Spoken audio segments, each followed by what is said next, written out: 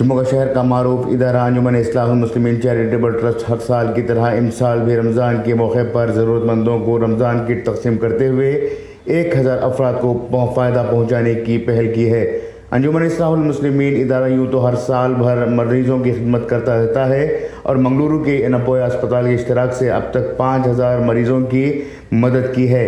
اسپتال میں زیر علاج مریضوں کو 3000 روپے تک کے ادویات انجمن کی جانب سے دیے جاتے ہیں، لیکن رمضان میں ضرورت مندوں کو رمضان کٹ تقسیم کرتے ہوئے خدمت خلق کی ذمہ داری کو بخوبی نبھانے کی کوشش کرتا ہے۔ اس موقع پر انجمن کے صدر رضی اللہ نے خدمات کے تعلق سے تفصیلات دیتے ہوئے کہا کہ انجمن کا صدر انجمن اصلاح المسلمین چیریٹیبل ٹرسٹ میں اس کا صدر ہوں رضی اللہ خان۔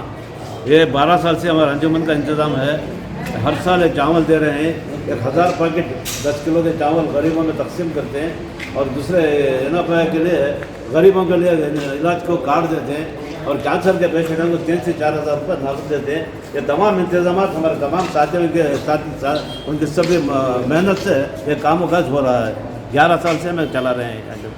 رمضان کی تقسیم کرنے کے موقع پر انجمن اصلاح المسلمین کے سیکریٹری سلطان محی الدین، سمیع اللہ شریف، حاجی محمد غوث، چاند بادشاہ، عبید اللہ وغیرہ موجود تھے۔